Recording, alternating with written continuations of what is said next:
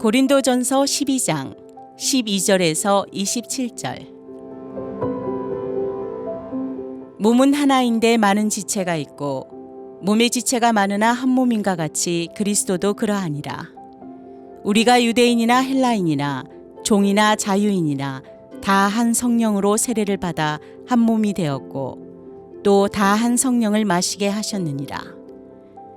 몸은 한 지체뿐만 아니요 여럿이니 만일 발이 이르되 나는 손이 아니니 몸에 붙지 아니하였다 할지라도 이로써 몸에 붙지 아니한 것이 아니요 또 귀가 이르되 나는 눈이 아니니 몸에 붙지 아니하였다 할지라도 이로써 몸에 붙지 아니한 것이 아니니 만일 온몸이 눈이면 듣는 곳은 어디며 온몸이 듣는 곳이면 냄새 맡는 곳은 어디냐. 그러나 이제 하나님이 그 원하시는 대로 지체를 각각 몸에 두셨으니 만일 다 한 지체뿐이면 몸은 어디냐. 이제 지체는 많으나 몸은 하나라. 눈이 손더러 내가 너를 쓸 데가 없다 하거나 또한 머리가 발더러 내가 너를 쓸 데가 없다 하지 못하리라. 그뿐 아니라 더 약하게 보이는 몸의 지체가 도리어 요긴하고 우리가 몸에 덜 기이 여기는 그것들을 더욱 귀한 것들로 입혀주며 우리의 아름답지 못한 지체는 더욱 아름다운 것을 얻느니라.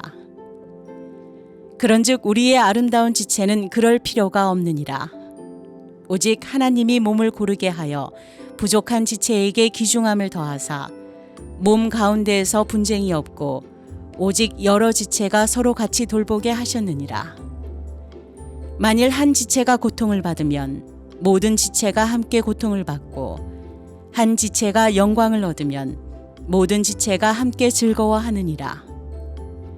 너희는 그리스도의 몸이요 지체의 각 부분이라.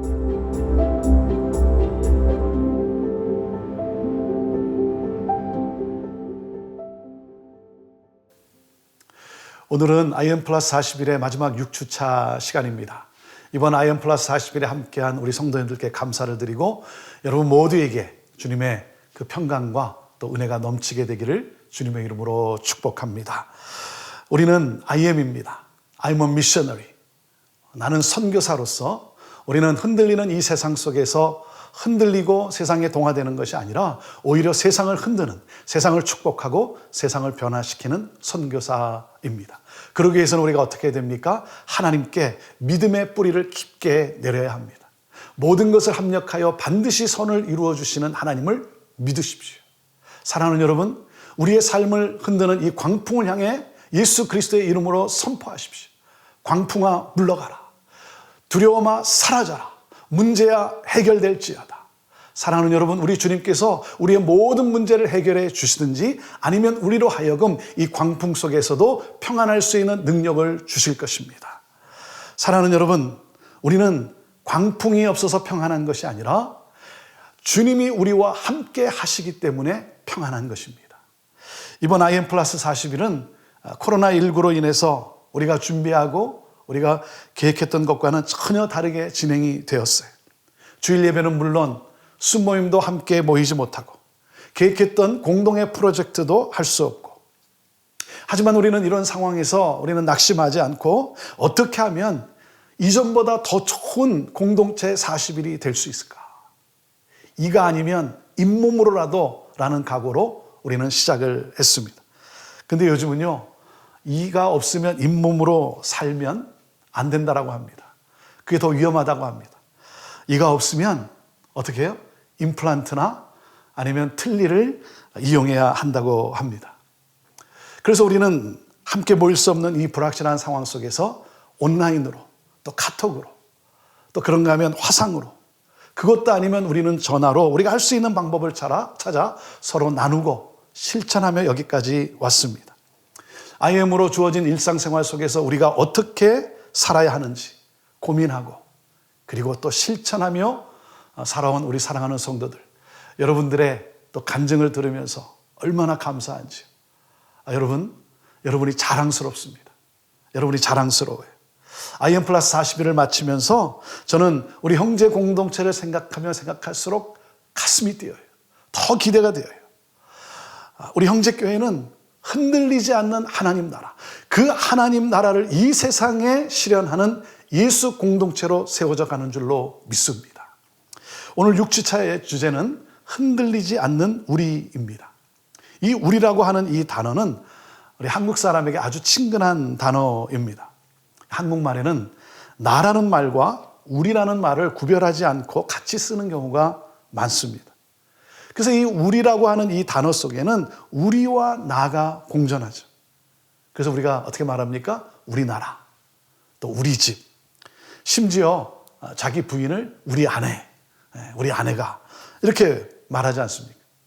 영어로 말하면 my wife, 그래야 맞는 것이지 our wife, 여러분 그렇게 하는 사람이 어디 있겠어요? our wife라고 하면 아마 당신 아내는 남편이 몇이나 되느냐고 물을 거예요. 이 우리라고 하는 이 단어는 외로움보다는 친밀함, 그리고 따스함이 담겨져 있습니다. 우리라는 말은 하나가 되게 하는 결속력이 강한 말이에요. 그래서 우리라는 말의 특징이 무엇입니까? 공동체를 뜻해요. 공동체. 우리 교회 이름이 무엇입니까? 형제예요. 형제. 영어로 하면 커뮤니티입니다. 커뮤니티. 71년도에 교회가 개척이 되면서 커뮤니티 처치 오브 시애틀, 이 커뮤니티라고 하는 이 단어를 한국말로 형제라고 번역을 했어요. 참 신비스럽지 않습니까? 형제. 커뮤니티, 함께, 유니티, 하나됨을, 함께 하나됨을 이루는 형제 공동체. 그래서 우리 안에는 형제라고 하는 이 DNA가 있는 거예요. 우리는 바로 형제요, 가족이에요. 한 공동체라고 하는 것이죠. 사랑하는 여러분, 삶의 행복과 성취와 보람은 혼자서 이룰 수 없는 것입니다. 창세기 2장 18절에 하나님이 이렇게 말씀을 하셨습니다. 여호와 하나님이 이르시되 사람이 혼자 사는 것이 좋지 아니하니 내가 그를 위하여 돕는 배필을 지으리라 하시니라. 내가 보니 아담이 독처하는 것이 좋지 못하구나. 이 좋지 못한 것을 해결해 주기 위해서 돕는 배필을 주셨다는 거예요. 여러분, 함께 할 수 있는 것이 축복이라는 거예요. 제가 말씀을 드리지만 건강하게 살려고 혼자 열심히 브로콜리 먹는 것보다 사랑하는 사람과 함께 초콜릿 먹는 것이 더 건강한 삶입니다. 믿거나 말거나. 저는 그렇게 믿어요.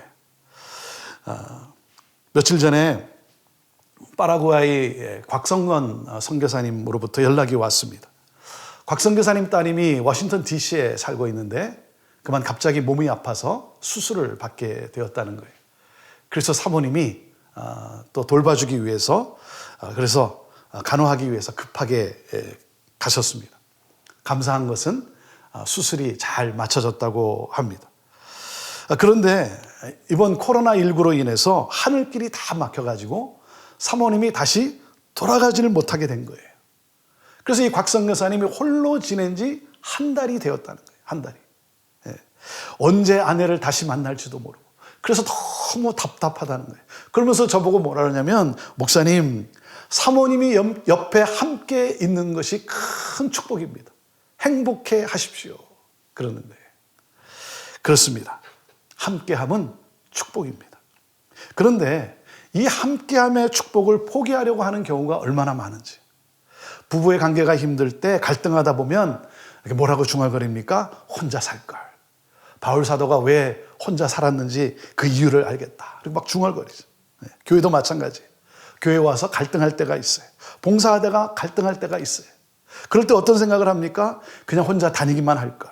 교회 다니지 않았으면 좋았을 것을. 여러분, 근데 이 말은 하나님께서 주신 축복을 포기하겠다는 말이에요. 여러분, 함께 하다 보면요, 골치 아픈 일도 생깁니다. 왜 그래요? 우리가 모두 좋은 성품의 소유자가 아니기 때문에 그래요.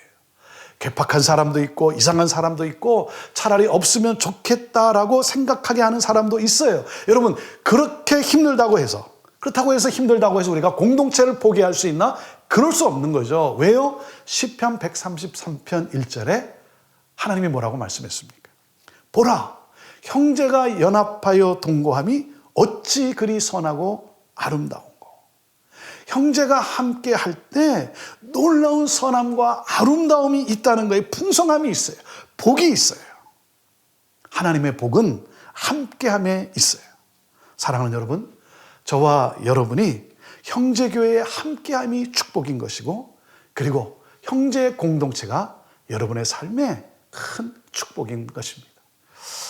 여러분, 기러기 때의 비행법을 봐서 여러분 알지만 이렇게 V자형으로 날아가지 않습니까? V자형으로 날아가요.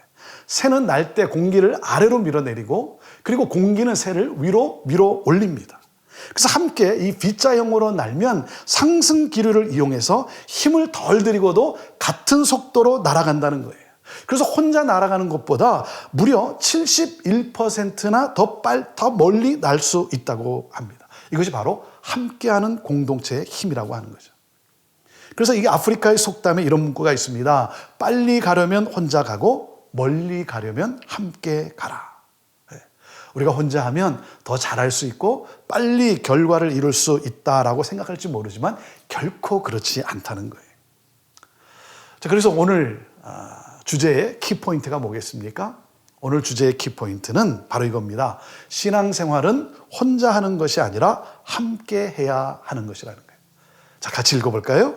시작. 신앙생활은 혼자 하는 것이 아니라 함께 해야 하는 것입니다. 여러분, 우리는 홀로가 아니라 함께 하도록 부름을 받았다는 거예요. 자, 그렇기 때문에 우리가 기억해야 할 사실이 무엇입니까? 첫째, 우리가 기억해야 할 사실은 그리스도인은 예수 그리스도와의 관계를 개인적으로 또한 공동체적으로 맺습니다 하는 겁니다. 자, 읽어보시죠. 자, 시작. 그리스도인은 예수 그리스도와의 관계를 개인적으로 또한 공동체적으로 맺습니다. 자, 12절 말씀입니다. 12절 말씀 같이 읽습니다. 시작. 몸은 하나인데 많은 지체가 있고 몸의 지체가 많으나 한 몸인가 같이 그리스도도 그러하니라. 여러분, 나와 주님과의 관계는 개인적이어야 합니다. 구원은 나와 주님과의 개인적인 관계이지 부모님이 믿기 때문에 집안에 목사가 있기 때문에 구원을 얻는 것이 아닌 거예요. 여러분, 주님과의 관계는 개인적이지만 또한 공동체로 우리를 부르셨어요.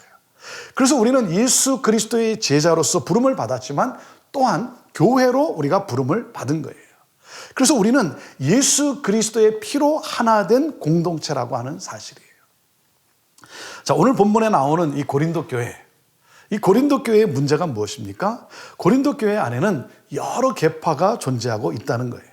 그래서 서로 자기들이 더 옳다고 주장하고 있습니다. 그리고 고린도 교회는 은사가 충만했어요. 그런데 자신의 은사가 더 중요하다고 자랑하고 그러면서 자기와 다른 사람을 무시하고 그래서 서로 다투고 분쟁하고 있어요. 그래서 여러 갈래로 찢겨져서 몸살을 앓고 있습니다. 여러분, 오늘날 교회의 문제가 무엇입니까? 교회의 비극이 뭐냐면 성도의 분열이에요. 성도의 분열. 예수 그리스도의 피로 구원받은 성도들이 하나됨을 이루지 못하고 분열하는 것은 바로 비극인 거예요. 어떤 분은 이렇게 말합니다. 교회가 분열했기 때문에 교회가 많아질 수 있었던 것 아니냐. 그래요. 맞는 말입니다. 교회가 분열했기 때문에 교회가 많아진 것도 사실이에요. 하지만 그 분열 때문에 뭐예요? 교회가 능력을 잃어버린 거예요. 교회는 많아졌지만 여러분, 이 수많은 교회가 사회를 전혀 변화시키지 못하고 있다는 거예요. 12명, 120명 가지고 세상을 뒤집었던 교회의 파워가 왜 지금 수만 명, 수십만 명 가지고도 안 되냐 이겁니다. 그것은 바로 분열 속에서 교회의 능력을 잃어버렸기 때문 아니겠습니까? 여러분, 몸은 하나입니다. 몸은 갈라지면 둘이 되고 셋이 되는 것이 아니라 죽습니다. 이것을 우리가 잊으면 안 되는 거예요. 그래서 바울 사도는 교회는 그리스도의 몸이라고 하는 이 그림 언어를 통해서 교회에 대해서 고린도전서 12장에 설명을 하고 있는 거예요. 너희들이 갈등하고 분열하는 것은 예수님을 나누는 것이다. 그리스도께서 나누어질 수 없는 것처럼 교회는 본질적으로 나누어질 수 없다. 교회는 한 몸이다. 그리고 하나님께서 한 몸 안에 다양한 지체를 두셨다. 나와 다르기 때문에 연약한 그 부분을 다른 지체가 채워줄 수 있는 것이다. 서로 다르다는 것은 교회의 한 몸됨을 해치는 요인이 아니라 강화하는 요인이 되는 것이다. 축복인 것이다. 그렇기 때문에 교회는 한 몸이라고 하는 공동체 의식을 잊지 말라. 여러분, 우리가 이렇게 온라인으로 예배를 드리고 있지 않습니까? 여러분, 이렇게 영상을 통해 우리가 온라인 예배를 드릴 수 있도록 눈에 보이지 않도록 수고한 많은 지체들이 있다는 거죠. 여러분 빙산의 일각을 알지 않습니까? 아이스버그, 빙산의 일각. 물에 얼음을 띄우면 10%만 보이고 90%는 물 밑에 있죠. 안 보이죠. 여러분, 이 영상을 통해 여러분의 눈에 보이는 것은 10%예요. 이 눈에 보이는 이 10%를 위해서 최선을 다해 수고하는 보이지 않는 90%의 동역자들이 있다는 거죠. 그 동역자들이 있기 때문에 이 모든 것이 가능해진 것이죠. 사랑하는 여러분, 어떠한 중요한 일도 한 사람에 의해서 이루어지는 것은 아무것도 없습니다. 능력 있는 사람 뒤에는 항상 다른 능력을 가진 사람들이 있기 때문인 거예요. 그렇기 때문에 이 공동체 의식을 잊어서는 안 되는 것입니다. 자, 그렇기 때문에 둘째, 우리가 기억해야 될 것이 무엇입니까?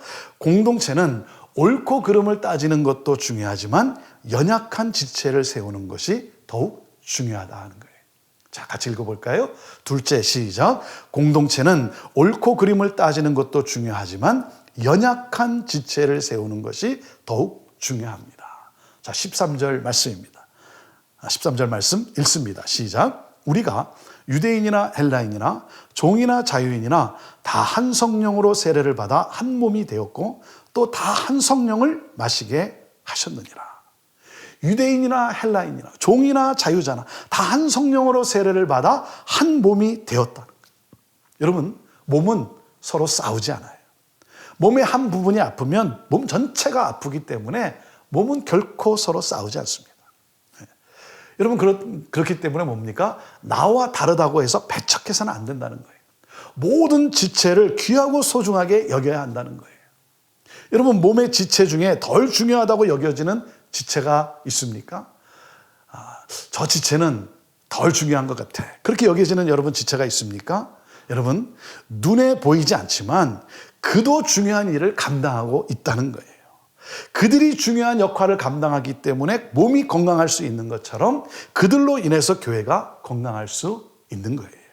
그렇기 때문에 연약한 지체를 귀하게 여기라고 하는 거예요.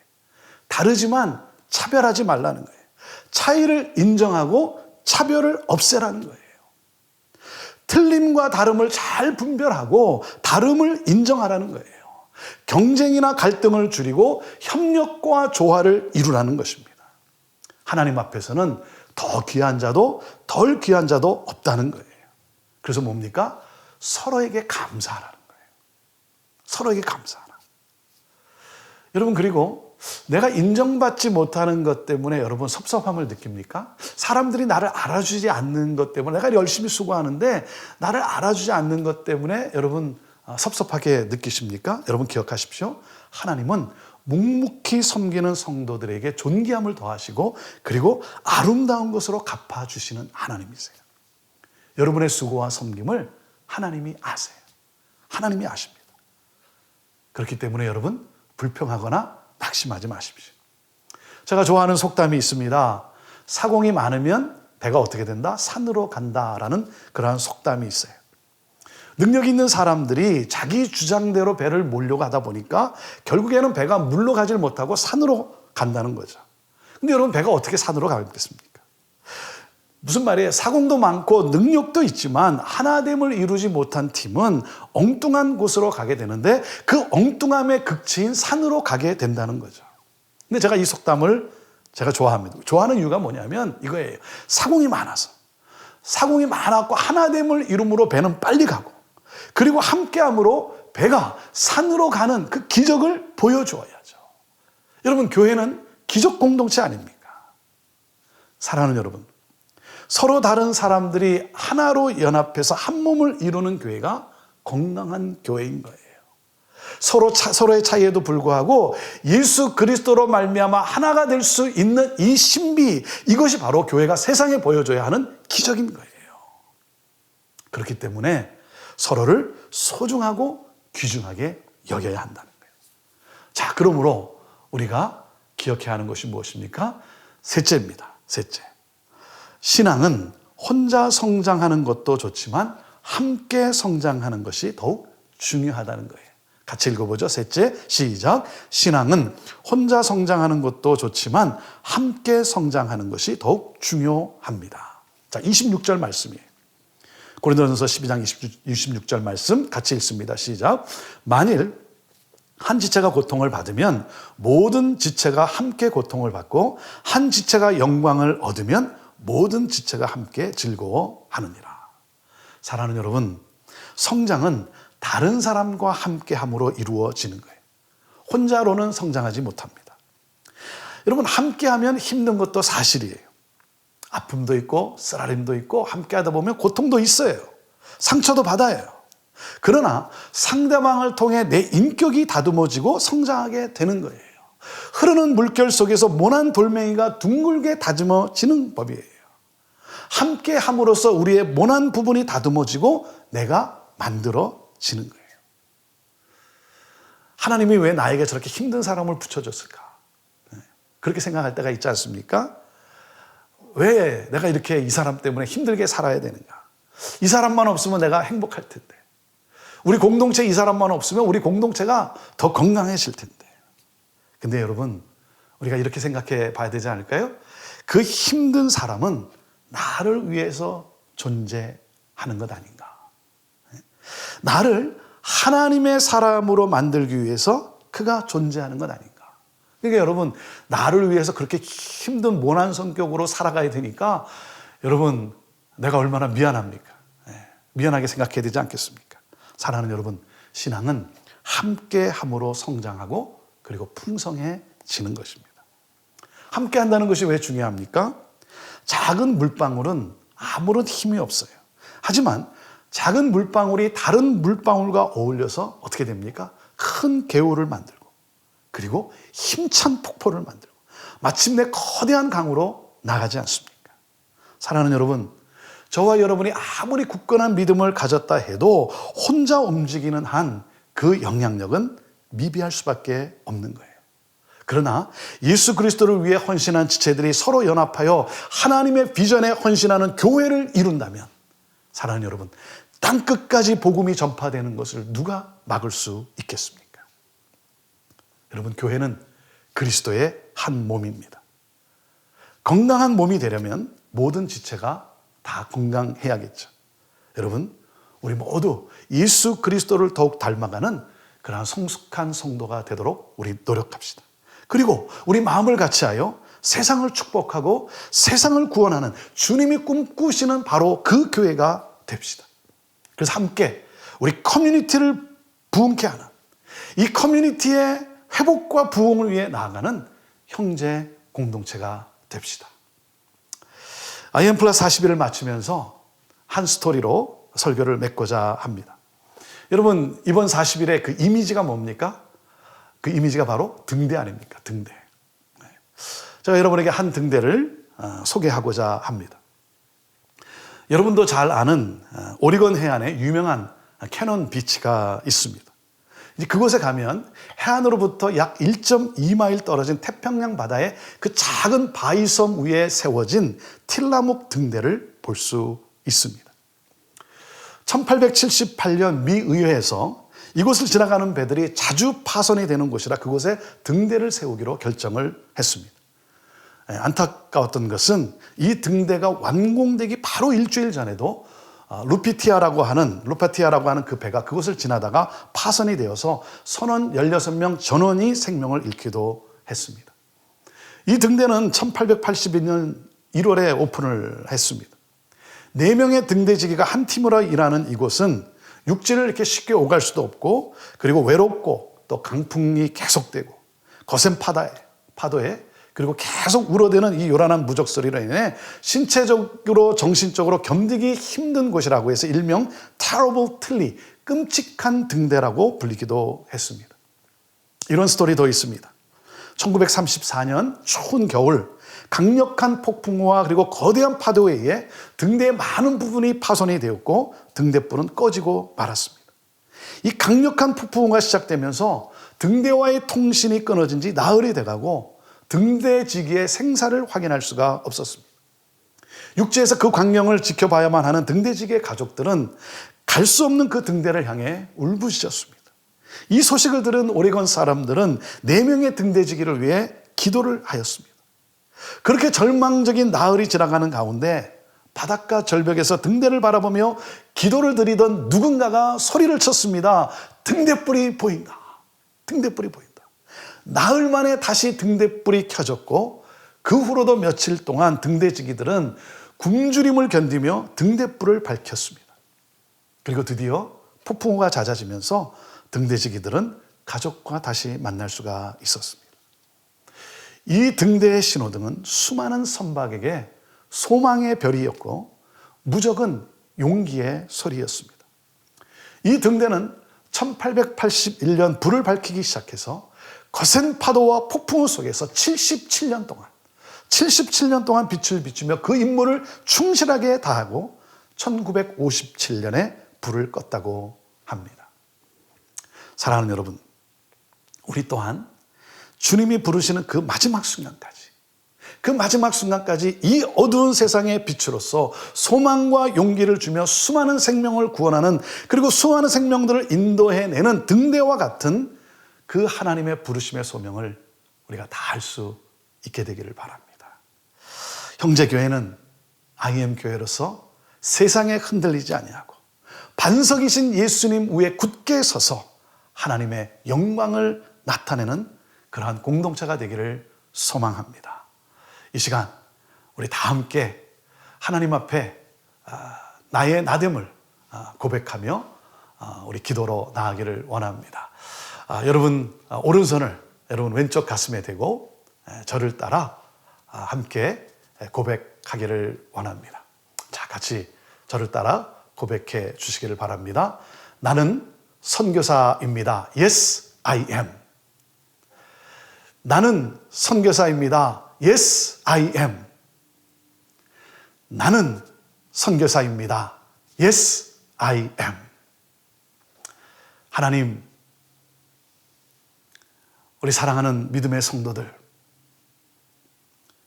우리를 흔드는 이 세상, 많은 흔들림 속에서, 많은 불확실한 상황 속에서 하나님, 세상이 흔들리고 세상에 동화되어 살아가는 것이 아니라 주님이 주신 그 소명,